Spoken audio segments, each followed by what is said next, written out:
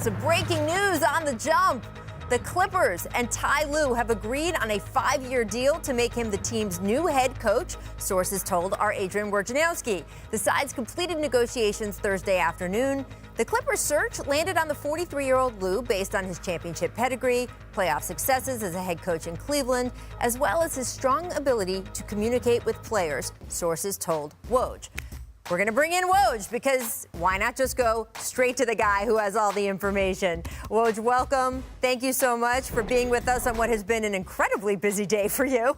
What more can you tell us about how this Clippers arrangement came together? Because, of course, Ty was the speculative choice once Doc was let go. But there were a lot of questions about whether if you let go Doc Rivers, are you really going to want to go with his lead assistant? How did this all come together? Rachel, when they let Doc Rivers go, Steve Ballmer wanted to conduct a search. He wanted to go out and talk to other candidates, and they did that. They talked to, I think, at least probably close to 10 to 12 candidates around the league, maybe even more, and we're serious about a couple. But they knew what they had in Tyronn Lue, and everybody was chasing him in this process. He was legitimately the favorite throughout, and I think as they went out and talked, I think it solidified the fact that the qualities that Tyronn Lue had, and you mentioned them as some I described in this story, he's won a championship. He has shown himself to be very tactically sound as a head coach, and in the playoffs when you've got to make adjustments. He understands the glare of the spotlight that comes with a job like that. You get that in Cleveland coaching LeBron James. And the relationships and the coaching he's already done with the group they have, Kawhi Leonard, Paul George, he was from the very beginning the favorite, and there was nothing in the process that dissuaded the Clippers from thinking that they had the right guy right there for them. 5-year contract, I'm told, and they really see Tyronn Lue as somebody who's going to be a program builder, and they hope to have him in place for a very long time. It's interesting when you look at his journey here because he was offered the LA Lakers job last season, and he decided not to take it because of the kind of contract they offered him, because, and this is all from your reporting, what they had decided about who his assistants would be. Do you think in the end, waiting that year, the Lakers went on and won the title without him? Now he's with the Clippers, he's got the head job and the more favorable contract you just mentioned. Do you think that in the end, he's going to be happy with the way he played all of this? Well, really only Ty will know that. Certainly with the Lakers, at the time, they hadn't made the trade yet for Anthony Davis, but I think there was optimism they could get it done. And you would probably assume it was a 3-year deal they offered him at the time.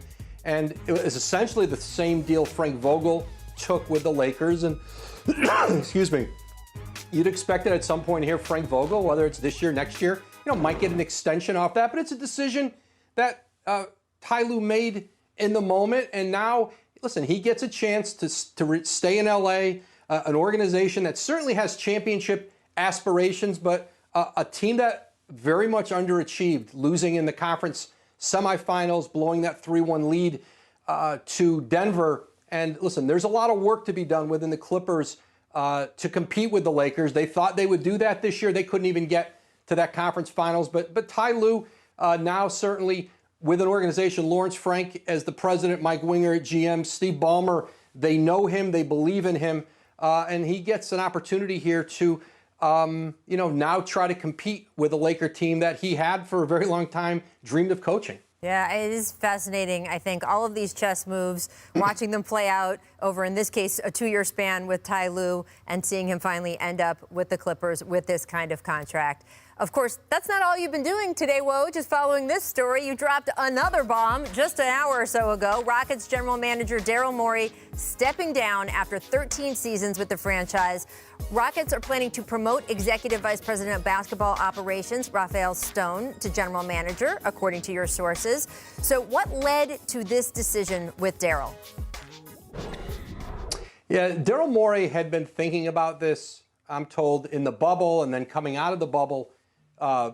Sitting down with Tillman Fertitta, the Rockets owner, and started a conversation about the idea that he might be ready to step away. As you said, 13 years as the GM, 14 years in Houston, a lot of success. They were the second winningest team in the league in the regular season over that period. Only the Spurs have won more. And 8 straight trips to the playoffs, didn't win a championship, didn't get to the finals, but everything short of that. And I think for Daryl Morey, it's a chance to sort of hit the reset button in his life. Both of his children are college age. They're going to be taking gap years during the pandemic, a chance to be with them. And I think Daryl Morey has aspirations to at some point return in the NBA, on the team side. But, he sat down with Fertitta. They went through this and finally came to an agreement. And Morey is going to continue. He's been involved in the coaching process, and he's going to kind of help shepherd them here until they get a hire and kind of in an advisory role as Stone now moves up and takes over as GM. It's so interesting, and obviously such a tumultuous year for the Rockets, for Daryl Morey specifically, starting with that tweet and all that happened after that in China.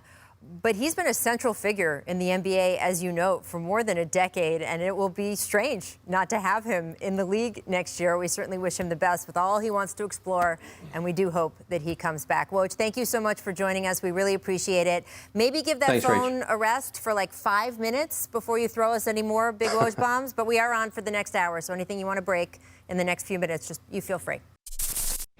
Thanks for watching ESPN on YouTube. For live streaming sports and premium content, subscribe to ESPN+.